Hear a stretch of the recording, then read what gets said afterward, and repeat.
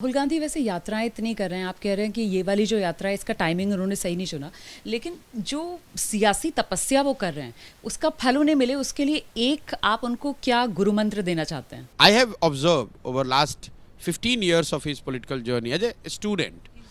हाँ, मैंने उनके 10-15 साल की राजनीतिक यात्रा को जो मैंने बाहर से थोड़ा करीब से भी देखा, जानना समझने का कोशिश करा, जो एक कमी मैं पाता हूँ कि वो चीज़ों को क्लोज नहीं करते हैं। जैसे मैं आपको एग्जांपल दूं, आज की यात्रा वगैरह छोड़ दीजिए। जब कांग्रेस की सरकार थी, उनकी तूती बोलती थी, वही देश के बड़े भविष्य बताए जाते थे, तब उन्होंने NSCY IYC में एक प्रयोग शुरू किया as a general secretary NSCY IYC कि हमारे ये IYC और NSCY में इलेक्शन से चुनाव होगा, इलेक्शन से नए लीडरशिप पैदा की जाएगी। उसका शुरुआती विरोध हुआ, लेकिन राहुल जी ने बड़े उत्साह से पूरा उसमें समय लगाकर उसको शुरू किया। शुरुआती सफलता पंजाब और उत्तराखंड में उसको मिली, लेकिन जब लोगों ने उसको देख लिया कि किस तरीके से इलेक्शन हो रहा है, तो जो सीनियर लीडरशिप थी या जो चीज़ जो उससे पहले से बेनिफिट पा रहे थे, उन्होंने उस सिस्टम को गेम कर दिया। तो राहुल गांधी जी के पास दो ऑप्शन थे, या तो वो उस रेजिस्टेंस को या जो उसमें डिस्टॉर्शन आया था उसको और करेक्ट करने के लिए और उस पर लगे रहते, या अगर मान लीजिए कि नए सिस्टम से उनका विश्वास उठ रहा था तो पुराने सिस्टम में जाते, जिसमें नॉमिनेशन वाली बात थी।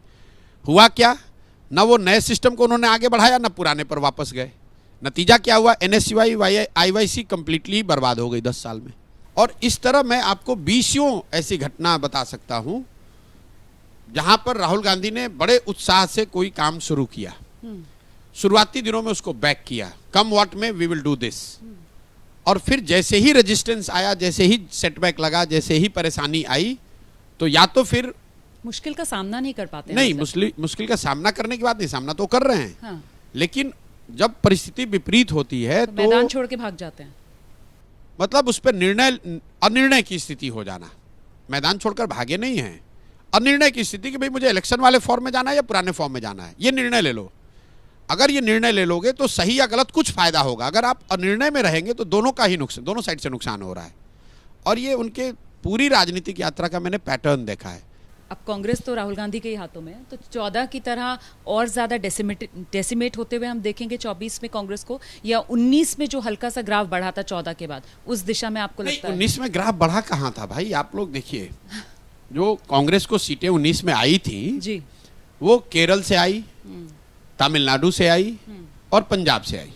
ये 3 राज्य हैं, 9 सीट तमिलनाडु से, 18 केरल से और 7 पंजाब से।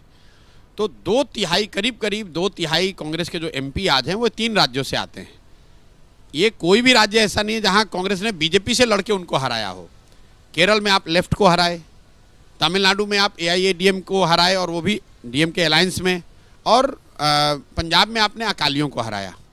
जब तक कांग्रेस बीजेपी से डायरेक्ट मुकाबले में उनको नहीं हराएगी, और वो करीब 250 ऐसी सीटें हैं जहां कांग्रेस और बीजेपी में सीधा मुकाबला है, जब तक कांग्रेस उसमें कम से कम 1/3 सीट ना जीते, मतलब लोग कहते हैं रिवाइवल का प्लान क्या है, रिवाइवल का ये प्लान है कि आप विपक्ष को मजबूत बनना है, जीतना हारना छोड़ो, कम से कम ये कोशिश करो कि 30% का स्ट्राइक रेट आपका बीजेपी के अगेंस्ट हो, 25% का स्ट्राइक रेट हो।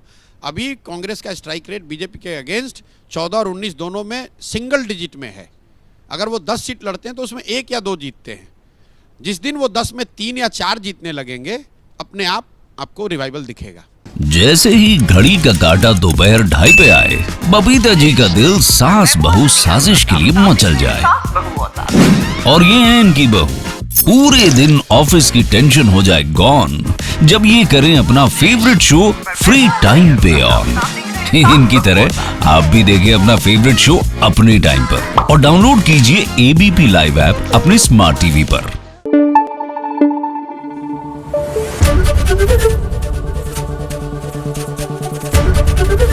ABP न्यूज आपको रखे आगे।